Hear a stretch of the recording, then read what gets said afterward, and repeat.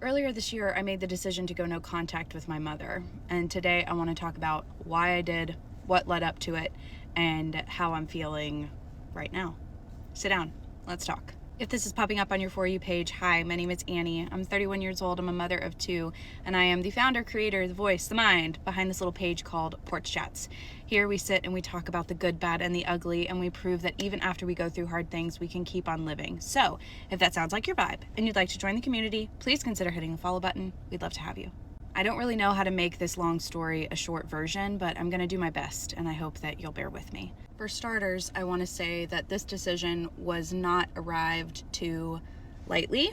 This was about a decade of conversations with my mother, back and forth, trying to find balance, trying to accept that there are things about her that are not going to change, and trying to appreciate the good about her, even in the moments where maybe it didn't seem like there was tons. But when I made the decision to go no contact, it came at a very pivotal moment. There was a lot happening in my personal life, and I wanted to share it with my mom. Because what child doesn't want to go to their mother for comfort?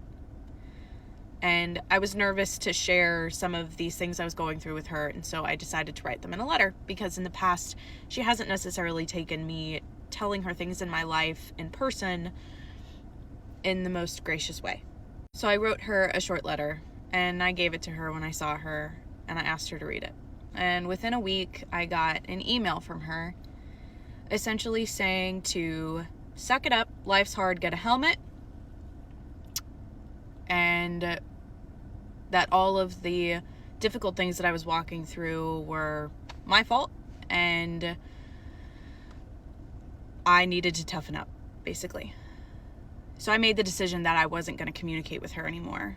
But in that same line, I have two kids, and they really enjoyed seeing my mom. They were going to her house every Saturday at that point and spending time with her and my stepdad. And so William and I talked about it and decided, okay, the kids can keep going to see her on the weekends, and William just kind of coordinated communication about the kids going over there, dropping them off and all of that. And that continued for a couple of months. And then in August, my mother made a very unsafe decision in regards to my daughter.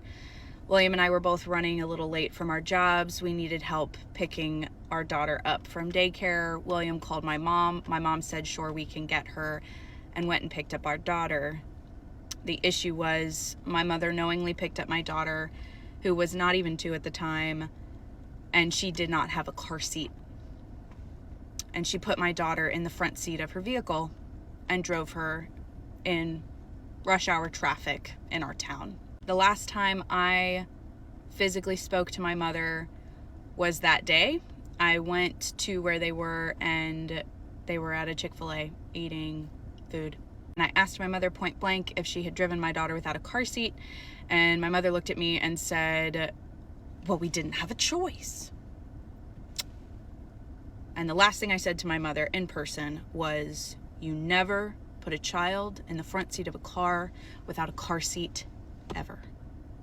And I scooped up my daughter and I left. A couple weeks went by. There had been a little bit of communication between William and my mom.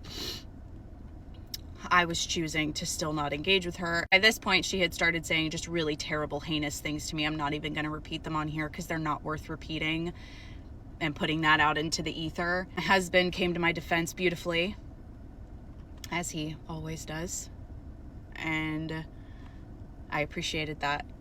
But he essentially said, we're done here. You're not going to talk about my wife that way. I don't have anything else to say to you. And he blocked her as well. So then that gets us to October.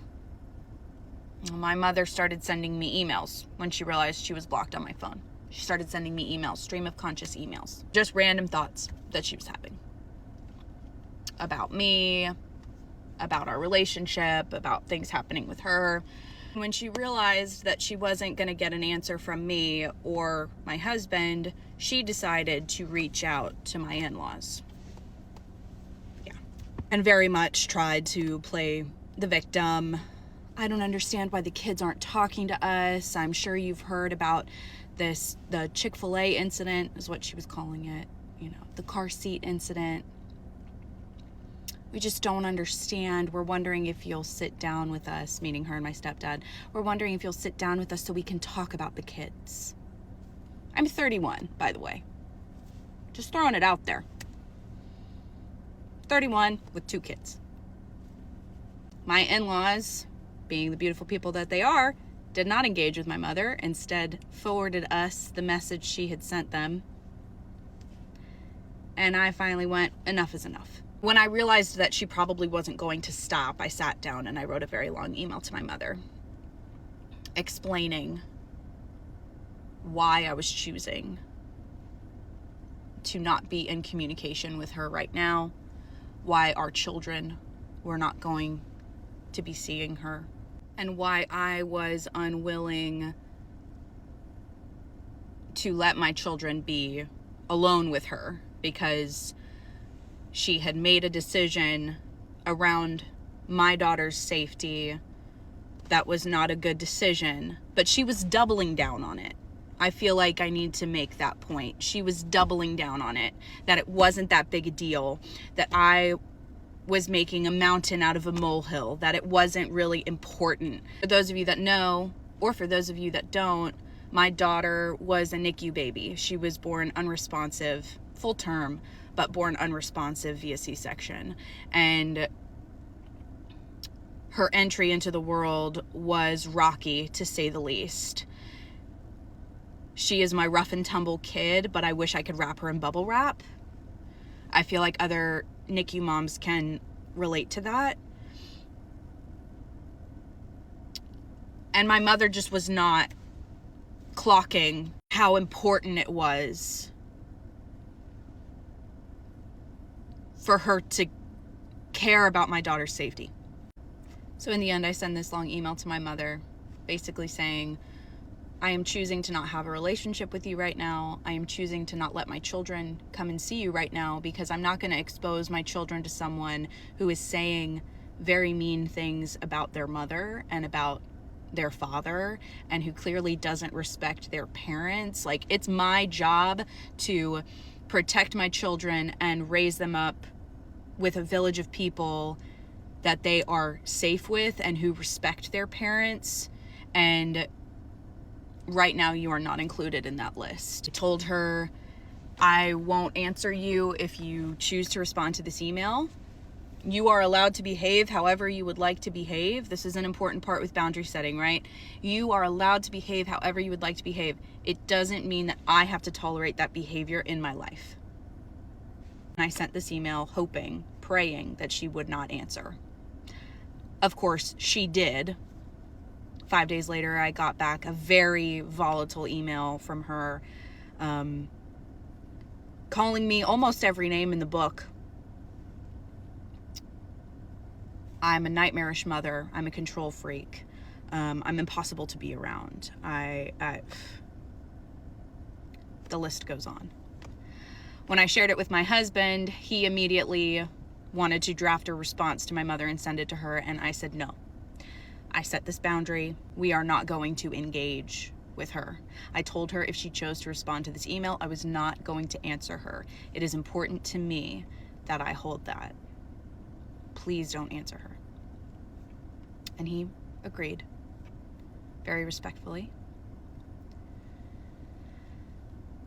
And that's the last interaction I had with my mother. That was back in October. And this video is so long, so even though I tried to make a long story a short version, so I'm gonna make a part 2 about how I'm feeling now and how I'm feeling today. So that's coming right after this one. Love you. See you in a second.